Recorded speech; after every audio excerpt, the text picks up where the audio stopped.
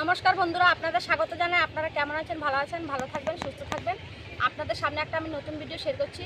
তো প্রথম থেকে শেষ পর্যন্ত ভিডিওটি আপনারা দেখতে থাকুন। বন্ধুরা, আপনাদের আজকে আমি চাউমিন বানিয়ে দেখাবো। তো চাউমিন সকাল বিকালের নাস্তা খুবই ভালো হয়, সেই চাউমিন আজকে আপনাদের বানিয়ে দেখাবো। তো চাউমিন বানানোর জন্য কী কী নিয়েছি উপকরণ, সেগুলো আপনাদের দেখিয়ে দেবো। তো বন্ধুরা, এরকমভাবে বাড়িতে চাউমিন বানালে বড়রা ছোটরা খুবই খুশি হয়ে খাবে। তো আজকে আপনাদের চাউমিন বানানোর জন্য কী কী নিয়েছি সেই উপকরণগুলো দেখিয়ে দিচ্ছি। চাউমিন বানানোর জন্য এখানে নিয়েছি আলু, 3টে ছোট ছোট আলু কেটে নিয়েছি, কাঁচা লঙ্কা, পেঁয়াজ কুচি আর বিট কুচি নিয়েছি, একটা টমেটো কেটে নিয়েছি, 3টে ডিম নিয়েছি আর নিয়েছি 1 প্যাকেট চাউমিন। তো আমি প্রথমে চাউমিনটিকে গরম জলে ভাপিয়ে নেব একটু হালকা করে।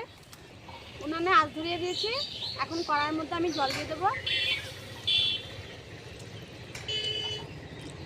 আর জলটা গরম হলে তারপরে আমি চাউমিনগুলো দিয়ে দেবো। জল গরম হয়ে গেছে, এখন আমি দিয়ে দেবো জলের মধ্যে অল্প সাদা তেল। সাদা তেলটা দেওয়ার কারণ হলো চাউমিনগুলো ঝরঝরা থাকবে, তার জন্য আমি 1-1.5 চামচ অনুযায়ী আমি সাদা তেল দিয়ে দেবো। তো আমার জল পুরোপুরি গরম হয়ে গেছে, এখন আমি দিয়ে দেবো চাউমিনগুলো। আমি হালকা চাউমিনগুলো সিদ্ধ করে নেব।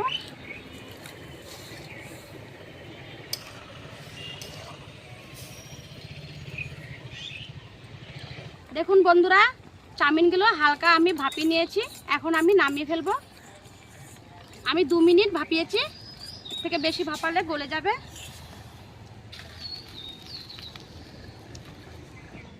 তো এখন বন্ধুরা আমি একটু ঠান্ডা জল দিয়ে ঢেলে ধুয়ে নেব, তাহলে চাউমিনটা পুরো একটার সাথে একটা লাগবে না, ঝরঝরে থাকবে পুরো। দেখুন বন্ধুরা, এইভাবে আপনারা চাউমিন বানাবেন। জলের মধ্যে একটু রিফাইন তেল দিয়ে দেবেন, তো পুরো ঝরঝরা থাকবে। দেখুন কি সুন্দর ঝরঝরা হয়ে রয়েছে। এখন আমি কড়াইয়ের মধ্যে দিয়ে দেবো তেল। গরম হয়ে গেছে, এখন আমি আলুগুলো ভেজে নেব। তো সামান্য পরিমাণ লবণ, তারপর দিয়ে দেবো সামান্য পরিমাণ হলুদ গুঁড়ো। এখন আমি আলুগুলো ভালো করে ভেজে নেব।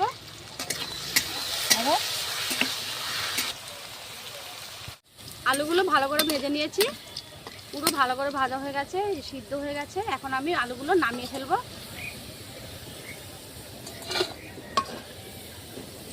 এখন আমি দিয়ে দেবো পেঁয়াজ কুচি আর লঙ্কা কুচিগুলো। আপনারা যেরকম ঝাল খাবেন সেরকম ঝাল দিতে পারেন, আমি একটু ঝালটা একটু কম দিয়ে দেবো আজকে। এখন আমি দিয়ে দেবো সামান্য পরিমাণ পেঁয়াজের মধ্যে লবণ। এখন দিয়ে দেবো টমেটোগুলো, স্বাদ অনুসারে লবণটা দিয়ে দিচ্ছি।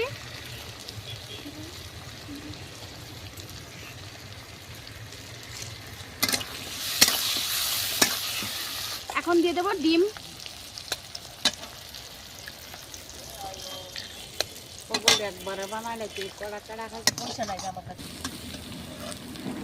এখন আমি দিয়ে দেবো জিরের গুঁড়ো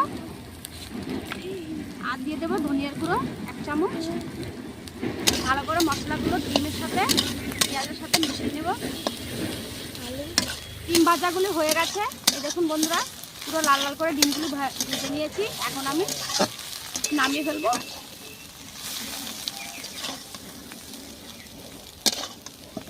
এখন দিয়ে দেবো আবার তেল। তেলের মধ্যে দিয়ে দেবো বিট যে গেট করে রেখেছি সেগুলো। বিটের মধ্যে আমি সামান্য পরিমাণ লবণ দিয়ে দেবো। বিটগুলো হালকা ভেজে নেব। বিটগুলো আমি হালকা ভেজে নিয়েছি, এখন আমার নামিয়ে ফেলবো। আমার ভাজা হয়ে গেছে।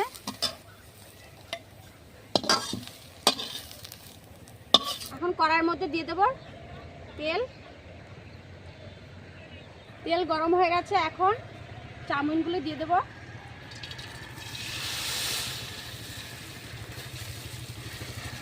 দিয়ে দেবো স্বাদ অনুসারে লবণ।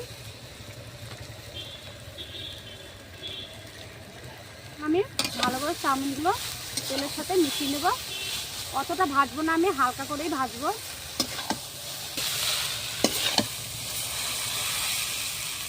সাথে চাউমিনগুলো ভালো করে মিশিয়ে নিয়েছি। এখন আমি দিয়ে দেবো এই যে আলু, ডিম, পেঁয়াজ যে ভেজে রেখেছিলাম সেগুলো। এখন আমি ডিম আলু পেঁয়াজ ভালো করে চাউমিনের সাথে মিশিয়ে নেব ভালো করে।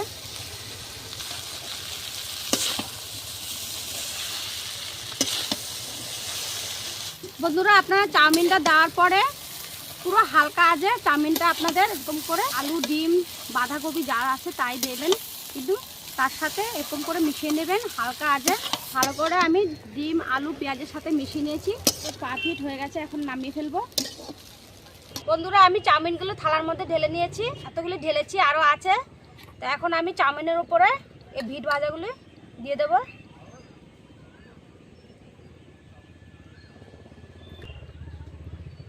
দিয়ে দেবো সামান্য পরিমাণ ধনিয়া পাতা। এখন আমি দিয়ে দেবো পেঁয়াজগুলো আমি গোল গোল করে কেটে নিয়েছিলাম, সেই পেঁয়াজগুলো।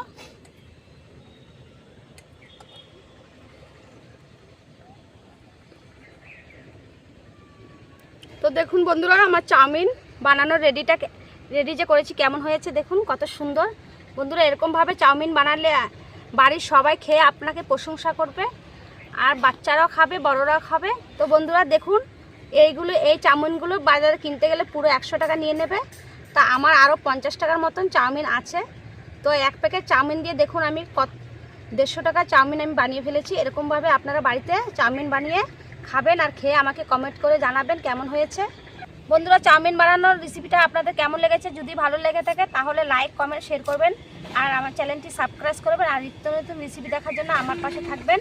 আপনারা সুস্থ থাকবেন, সাবধানে থাকবেন। নমস্কার।